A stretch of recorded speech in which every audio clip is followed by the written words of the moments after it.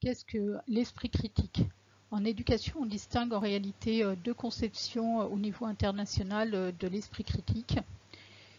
Et c'est donc cela que l'on va voir dans cette vidéo.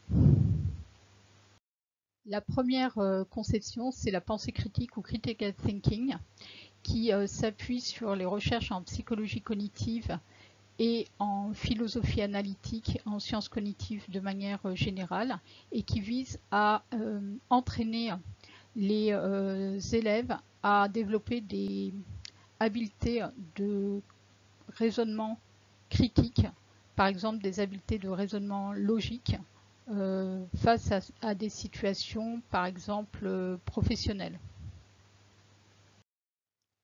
La deuxième conception de l'esprit critique, c'est la conscientielle critique ou critical consciousness, qu'on va appeler aussi conscientisation et qui est issue de Paulo Freire. Dans ce cas, il ne s'agit pas de développer des capacités de raisonnement logique, il s'agit de définir l'esprit critique comme la prise de conscience des injustices sociales. Et donc, on va distinguer en réalité deux conceptions de l'esprit critique, une conception plus technicienne de l'esprit critique et une conception plus orientée vers les questions de justice sociale.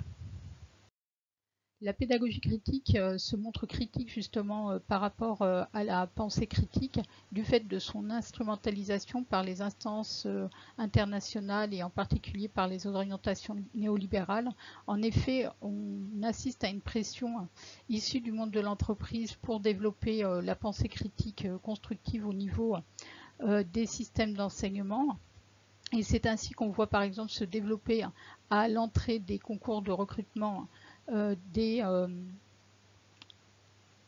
universités aux États-Unis ou alors lors des recrutements en entreprise, des tests standardisés de pensée critique qui ont pour but d'orienter les compétences des salariés vers de la résolution de problèmes dans un sens qui est utile pour les entreprises.